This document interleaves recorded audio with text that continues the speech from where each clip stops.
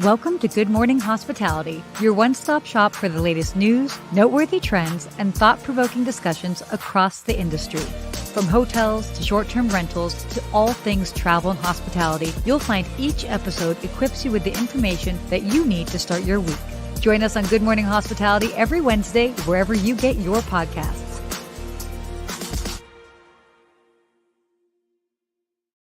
Well, good morning.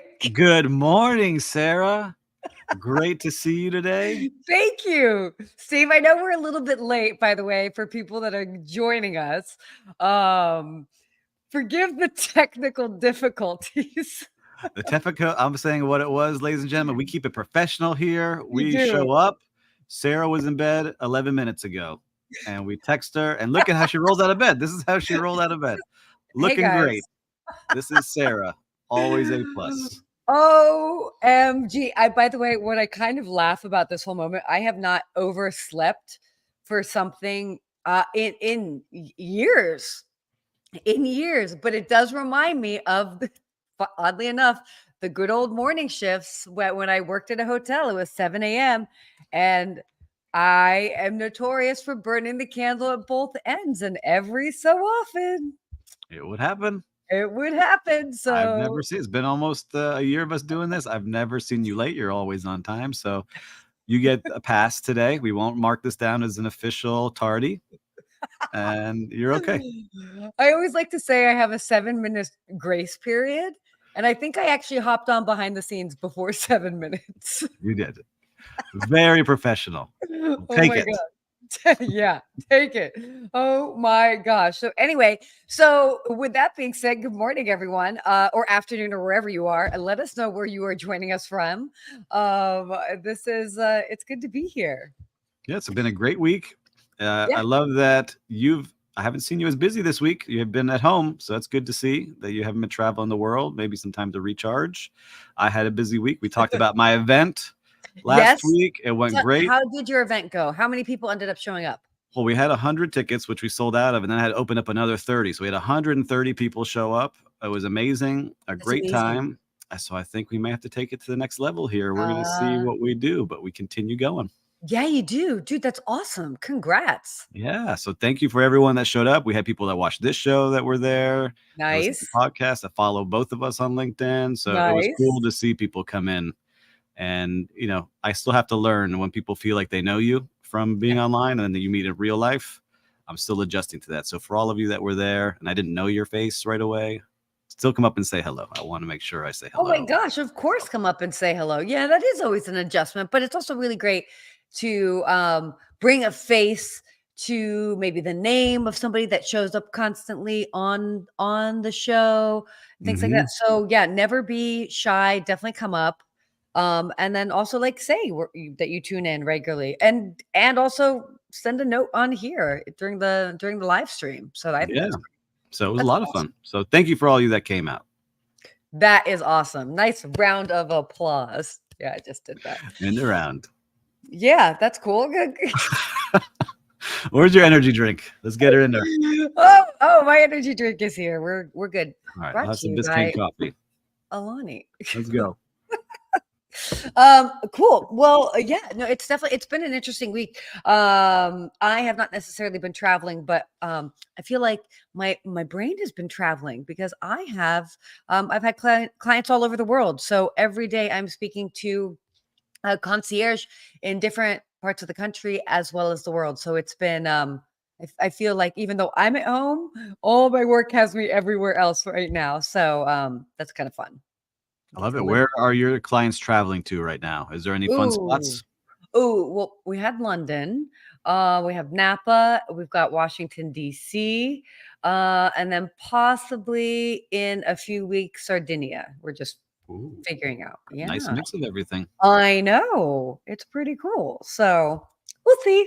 I like it. I didn't want to go to New Orleans. So if anyone out there listening, I want to make a last-minute trip to New Orleans before the summer's over. Ooh. My kids, we watched a movie about having beignets, so we want to go get some real beignets. You know what? This is a great time to go. It is, we'll tell you, it is extremely hot. Miami hot. We're ready.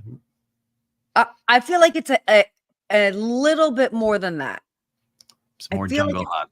It's a little bit, yeah, it's a little bit steamier. But I also feel, and I could be wrong on this, but I also feel like because of that, you actually might be able to get some good rates there. So good on you. Let's do it. Last minute trip. I'm gonna make it Yeah, happen. yeah, Keep everyone updated. exactly. Well, we got some great topics this show. I Yeah, like the ones that we've got to talk about today. Should you take us there? yeah. And let me take you there. I feel like that's a song.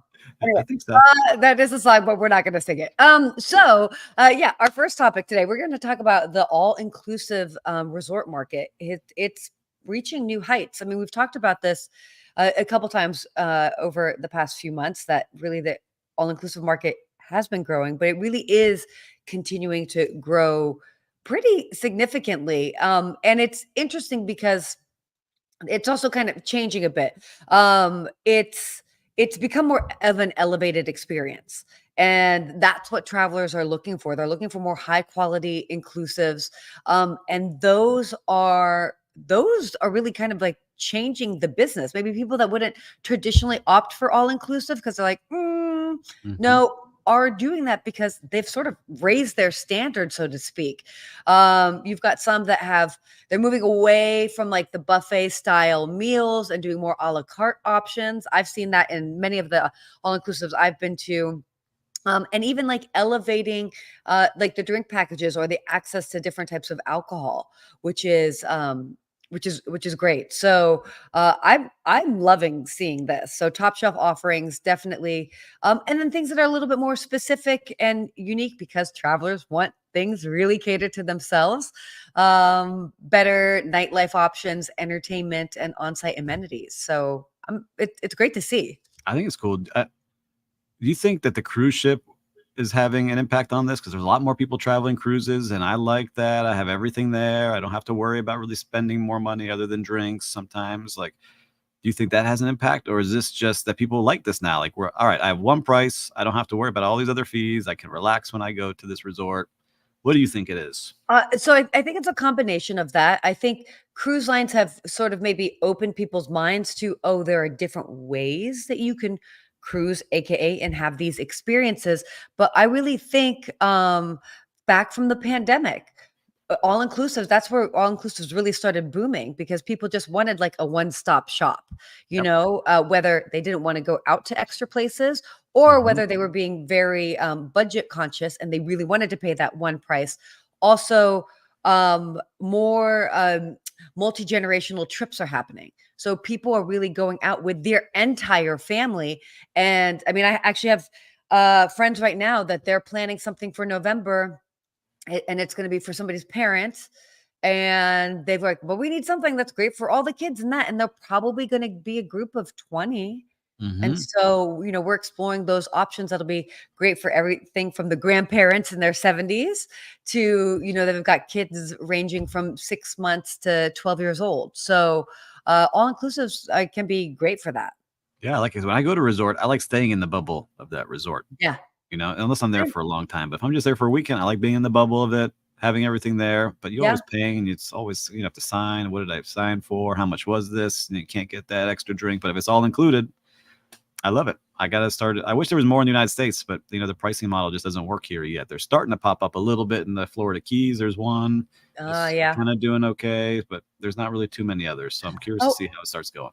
I don't think I mean, that's a really good point. There aren't many here, and I didn't actually sit and think through why there aren't, but so, yeah, talk to us about that. The pricing model just doesn't really Yeah, I work. mean, I was at a hotel where it was transitioning out of doing it. So the Eden Rock here in Miami Beach, no one really knows this, but for like a period of 6 months, they tried to become an all-inclusive, and it became a disaster because they didn't have the rules in place to really manage menu costs and beverage costs. So all of a Mm. sudden, it's like, yeah, it's all inclusive, but they still had high-end liquor on the bars, and they still were serving filet mignons and steak and lobster and Oh, all yeah, yeah, these yeah. things that are on a normal menu, and they just got crushed because you would call from like room service, like, give me one of everything, right? And they would send it Oh up, gosh. right? And so when I got there, and you need a different kind of labor structure, and it's a different model of doing it to where like, all right, I know Sarah's coming with 4 people, so we know we have Mm. 5 people coming.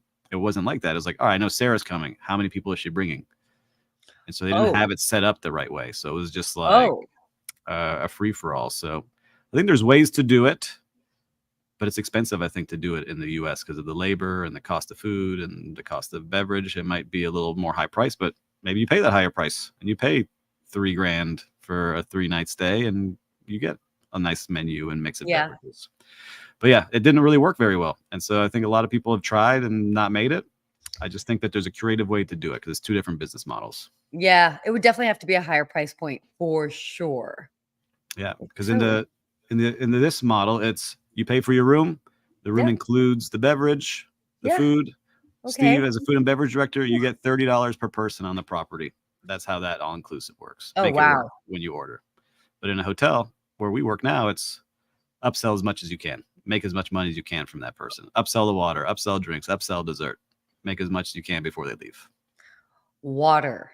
The amount of money we spend on water is wild. Listen, that's my number one. Yeah. It's not good for the environment. Maybe we can figure out a new solution here. But as part of the current business model, that's what servers are taught to do. As soon as you sit down, would you care for sparkling or still? I had a friend in town this past week, and we had the awesome opportunity to go to a bunch of different restaurants, and we would order sparkling water every time. And it is just like, in my mind, I mean, whatever, it's part of the dining experience, it's fine, but $10, and I know how much that bottle of water costs. You know, less than $1. But Lou is saying it right, just what we were talking about. Cruises. He likes going on the cruises. Me too. It's easy. I know what I'm spending up front. Yeah. And I don't have to worry too much. So I would love to do some more of that. Exactly. Yeah. No, I mean, I think it's always good when people have an idea that it's like, should you want to pay a little bit more for XYZ, you can. So the two big upsellers in food and beverage, bottled water, and then the banquet wines. So like the house banquet wine is usually $5.99 a bottle, and we sell them for $48.50. So if you're planning any big events, just know that you have some room potentially to negotiate. Beverages are definitely like it's a big moneymaker. It is a big moneymaker, and I'm not a big drinker. And I know that if I ever when I go out to dinner, it's a very different. The bill looks very different when we don't drink versus when we do drink. And I'm like, half price. Oh, yeah, exactly. That's a different experience. All right. So let's talk a little bit about AI. There's the whole buzz. Obviously, we're fans of AI here. It's useful tools, but in the hospitality industry, obviously people get nervous. The hospitality industry has been getting nervous about anything technology related forever. Yes. Forever. It's like, oh my gosh, what are we going to talk about? Will it replace people? Calm down. But there was a recent sort of like roundtable with a couple of different individuals from the industry. And the big sort of feedback is the hotel industry will still remain a people business despite the rise of AI. AI is a tool. AI, each property, each brand is going to probably use it in a little bit of a different way, but it's a tool to streamline processes as opposed to replacing people. And right now, I think it's like a reminder for hotels to still keep investing in your people. Just because you're exploring AI or other technologies, it doesn't mean that you've given up on your staff. You can't do that. No, I agree. But I'm a big believer in it. And I was part of a panel on Thursday. I was invited up. It was general managers and HR directors of Miami and Miami Beach hotels. Oh, nice. So there was about 50 people in that room. And when this topic came up, the room was like split in half. I even asked, I was like, raise your hand if you're using this every day. And it was split right down the middle, 50% using it every day, the other 50% not using it. And it wasn't really based on age. It was more based on the corporate structure of what they're allowed to do and what the hotel companies are saying they can and cannot do. Yeah. But I said, they're like all freaked out. That's more customer facing. Like, I don't want to talk to a robot when I check in. I said, it's not about that. It's about someone like me. I was an executive at a hotel that got burnt out, right? I then had opportunities to go do something else because the internet allowed me to reach more people, because I can make money with a podcast, because I can consult online. All this technology allows me to do great stuff. this technology can help you too, because I don't have to sit back there and make a schedule for 55 people and worry about all their days off. I can plug all those things in and it'll spit out a schedule that works. And when payroll is happening and I got to figure out a payroll problem, I can use that tool to help me. There's all these things in the back of the house that can work just to make it so I can get back on the floor and not be hiding in an office like half of the managers do every day with all this busy work that they can scoot through real quick. Yeah. So much busy work. No, for sure. I mean, that's such a great example, because there are so many ways that it can be. It's streamlining. How can you simplify the day to day? I mean, I know that there's things that I should lean into it more for certain projects that I work on. Steve and I talk about it all the time. Steve's like, "Are you using AI for that?" I'm like, "No, not yet." Yeah. So I get it. Like it changes hard. It's challenging. The industry has always been a little bit resistant, but then you also have some people that are almost overly adopting things. Um, Understandably so, because it's like, okay, well, we need to make sure that we're completely covered, regards to labor. And it's like, okay, but I mean, still this notion of you still invest in your people. Like it has to be number one. But I think this is ways to do it too, because you're going to have all these extra hours available to people to use, because there's certain things that used to take me a week, right? To go through all the reviews of every customer, find that review, connect it to the check that they spent to see like what they were upset with. And now I just gave an example to a hotel. I said, all right, let me see all your reviews. We're going to plug it in here. Show me the top 3 trends of complaints of the guests. Here they are. Create me an action plan that's monthly, weekly, and daily for the servers, bartenders, host, and bussers. And it gave me specific things to do for every single one of them in a minute, which would have taken hours to make all that stuff before. Oh my gosh. Oh my God. So no, totally. That's where I want people to see. It's like, that's what the tools are for, not to answer the front desk messages and the text that everybody has now. Like, yes, you could, right? But I think you save that time, invest it back in, and people will use it.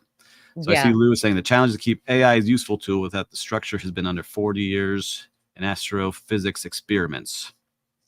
So look, I see that. What I'd like to see is that it gets used, because the people who are using it are way more successful. I'm able to do 10 times more things for my clients now than I was before. And so I can help more people. Yeah, no, it definitely is useful. And I again so agree. I was in a meeting yesterday, and we were even talking about a tool that you and I use, and somebody else brought up, oh, you surely use Opus AI, for example. And I'm like, sure do, and that's a little video editing software that's great for posts, but as well as podcasts and things. So it's, everybody's dabbling in that. And I'll give you another thing that I did for the book. Oh, didn't write my book, but I was having a challenge getting the opening chapters going, or opening chapter. And I said, you're my ghostwriter. I want you to interview me for this type of book. Here's the themes of the book, and here's what I want to cover. Ask me questions and I'll speak to you. So I had my microphone on. I responded to ChatGPT as if it was interviewing me. Took that inner thing. It's all right. Now give me some opening chapter ideas. And I had some beautiful stuff just like that. That is insane. Yeah. Right. Because I would have paid somebody to do it. Totally. That's the people I worry about, because there's a lot of people now that are writers and content creators that might not be there. But if you can figure out how to use those tools and be faster, go for it. Oh, completely. That is a very useful tip. Look at you always just dropping knowledge bombs as far as like useful. Try to be value to people here. More to you. I want to make sure I'm value to you every Wednesday. You bring so much value. So much value. Oh my God, crazy. All right, let's go ahead and talk about some travel topics here. Let's do it. Virgin Voyages has announced a new partnership with SoulCycle. Love those two brands. This is super cool. So Virgin Voyages, they're partnering with SoulCycle. For those that don't know, it's a spin class, like a indoor cycling studio. They're known for their big vibe. They're really big and music centric. And they are, I think that's called, they're doing an initiative called Seize the Ride. Nice. So I like that marketing term. Good job. Yeah. Oh, totally. So, they're trying to get some of their riders to maybe win a chance to go on a cruise. But then they're also, Virgin Voyages will be popping up at 15 different SoulCycle locations throughout the summer. It's cool. I love it when two brands get together and they just kind of like come up with something creative. Yeah, this is fun. And now is Peloton dropping off? Is SoulCycle going to start taking over? I still have my Peloton, but I like seeing these two brands Yeah, team up. I see the Virgin Voyage cruise ship outside my office and outside my building every day. I've not been on it yet. I have. I know you have. I've seen your pictures there. You're like, I know. Wow, you were so I dedicated. know. I know. I'm bummed out because they don't allow kids. And so I haven't Yeah, left our kids yet back on a vacation. that's But I'm about to figure fair. it out. But what is it that you like about this? Because you're athletic, you work out, you go on Yeah. trips. Would you use this? Oh, totally. Yeah, it's fun. Yeah, I like to stay as active as I can while I'm working out. I mean, sometimes I can't.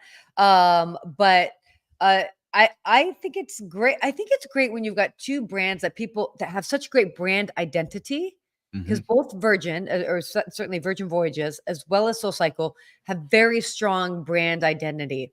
And if you look at it just from a marketing perspective, their demographics overlap. Yeah. And I love that they played into that. They're not taking away from each other. They're just enhancing it. They're going to have some of their famous instructors on some of the different sailings. Like, it's bringing a whole new world to it. I mean, I don't know if I would choose that sailing based on, oh, I'm going to go because so and so is going to be Yep. teaching. But like, if I was on, I would be like, yo, we're going to do this the whole time. This is great. So I think it's exciting. It's a fun way to maybe reach a new demographic. Yep. And they're playing with that. I mean, both of those companies have great marketing tactics and do a really fun job, and they're playful. So it's cool to see. Yeah. I've never been to SoulCycle class. I have them all around me. But since I got Yeah. the Peloton, I haven't gone. But I would like to. I've heard so many good things. There's be like devout people who go all the Yeah. time, multiple times a week. So I think that's great for when you're getting on the cruise ship if you're one of those people. And to What try something new. Like I would try it. Be like, oh, I do like it. Let me go find a local one. what they do is they really are good at building community around their brand. And it's interesting because I just did an interview yesterday that'll be out in a couple weeks, and I'm speaking to somebody who owns a bunch of big restaurants, and or like iconic restaurants, and it's about building community. And SoulCycle definitely does that. It be like you go like you become like friends with the people in the class, like you become friendly with the instructor, like you choose the instructor because, oh, they're really hard, it's a really good workout every time, or ooh, they've got the best music. Like, it becomes something that you become part of that community. And then similarly with Virgin, like, it's like either your style or maybe it's not. But like, if it is, you're like, I want to be around other people that are into this vibe. Hmm. So I don't know. I think I like that. I dig it. I think it's super cool. I'm all about building the community up. I think those are the brands that win because Oh, you're not going to totally. leave. Well, and you know it most. I mean, you are really, really good at this. And even in all of your, creative suggestions, from business ideas to marketing ideas, whatever, like, you get it. So yeah, these brands they're fun. They're I fun. like I it. like that they're doing that. Can I tell you something I didn't tell anybody yet? I What? can't tell you Uh-oh. where, but I got hired to do marketing for a company. And so now I'm Ooh. dabbling for a company and leading their team and like, here's what it should look like. And here's how you build this thing up. And here's how you go. They've been in business for a while. So let's see if I can help. More to come on that. But I like these stories. So Mm. keep it That's going. That's great. Oh, by the way, I have to do a quick shout out to Robert Watson. Robert Watson is over at the Willard Intercontinental in Washington, Oh my D.C. gosh. A great hotel. Amazing. Lake Claytor icon. Yes, you are, Robert. Yes, you are. I love that Fantastic. hotel. I So got to stop by and say hello. I was there in you definitely do. December, but we walked right through. I wish I would have known Robert. You should have. No, definitely. So add the Willard Intercontinental Washington, D.C. to your list. And yeah, and go say hi to Robert. He's amazing. I'm Thank you, coming. Robert, for Next joining visit. the Yes, I love it. Okay, so our kind of like last little like travel topic here, extreme heat. So extreme heat has been impacting so much of the US, and there's talks on how it could actually impact air travel. And I thought this was really interesting Hmm. because I don't know that I necessarily thought about how extreme heat could impact air travel. So just this last week, Palm Springs, for example, was 124 degrees. Just a cool 120. That is hot. Crazy. Nearly 50%, I feel like I'm now turning into a meteorologist. Nearly 50% of Americans are under heat and nearly 50. Oh, wait, here we go. Nearly 50% of Americans. Yeah. That's the Oh gosh. All right. We need to clearly practice this before we go live. Nearly 50% of Americans are under heat advisories for this week. And so the question is, does it make it too hot for an airplane? Like, how does extreme heat impact airplanes? And I thought this was fascinating because it does. I mean, the air molecules change, which changes everything. How the hotter air makes it actually more difficult for planes to attain a lift. This was interesting. I don't know how much into physics now. Where's ChatGPT? Explain this to me like a third grader. That's what I need right now. No, but look, I mean, the number one thing that the FAA says that causes flight delays is weather, because that's the one thing that they really can't control. So whether it is, but we associate that with, thunderstorms or, snow, hail, ice, whatever, but also extreme heat. And so what they're trying to do is basically install new sort of surface surveillance technologies at airports around the nation that they can sort of help just enhance the safety and enhance efficiency, especially when it comes to operating on their runways. Yeah, because here's the quote from Embry-Riddle University in Daytona Beach, which is where they have a nice flight school. When air is hot, it becomes less dense due to air molecules spreading out. Hot air is thin air. While this reduces the lift on which planes rely for takeoff, making an impact on the engine thrust, which can cause issues during takeoff. So look at that. We all learned something new. So if it's very spicy outside, you may not be taking off. When it's spicy.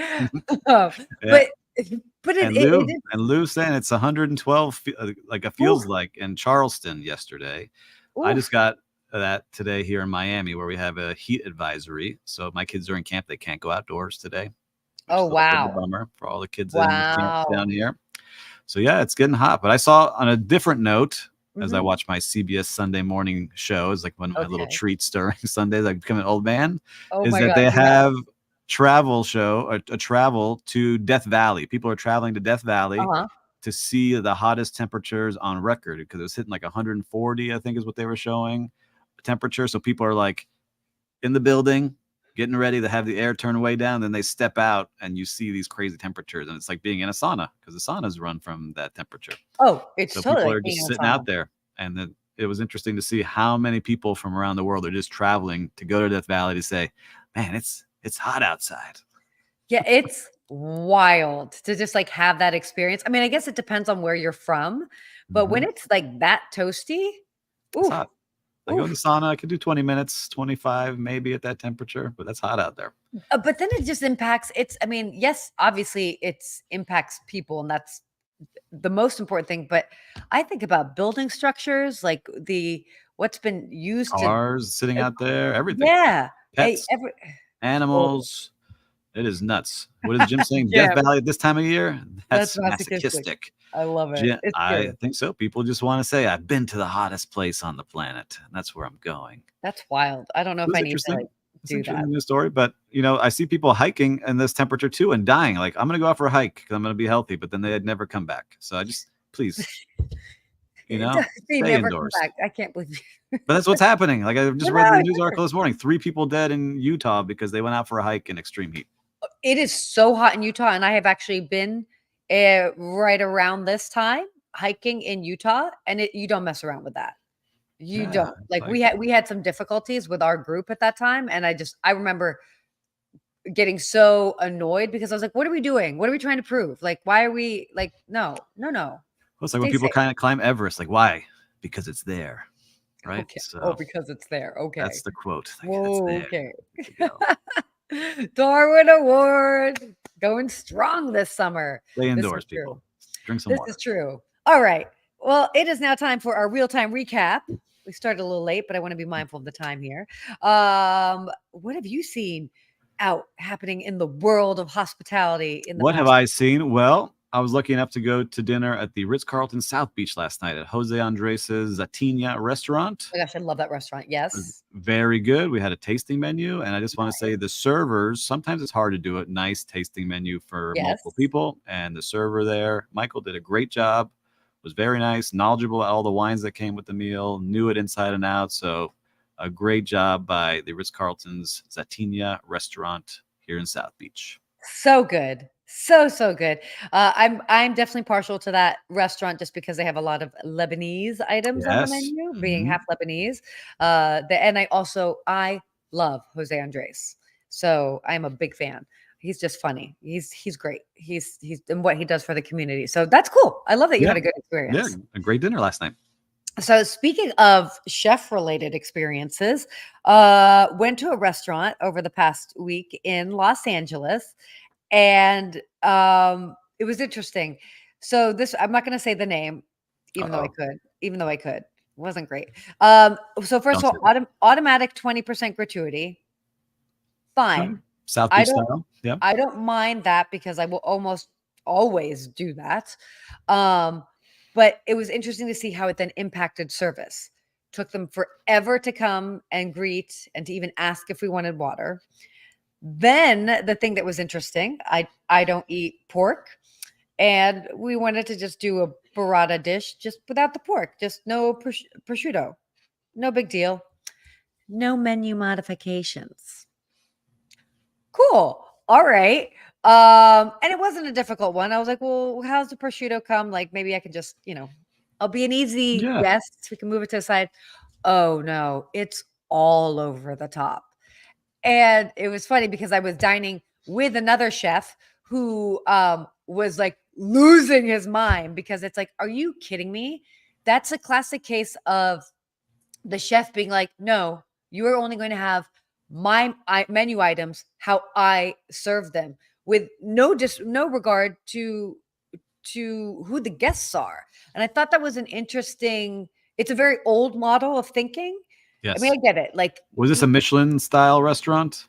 no, but it's definitely no, it's not. I But it can get that. It's like, all right, I don't want there's more art when you go to those places. sure, that I understand. But when it's like this is like it's like a foodie brunch place. Like Yeah. it's not That's rocket just science.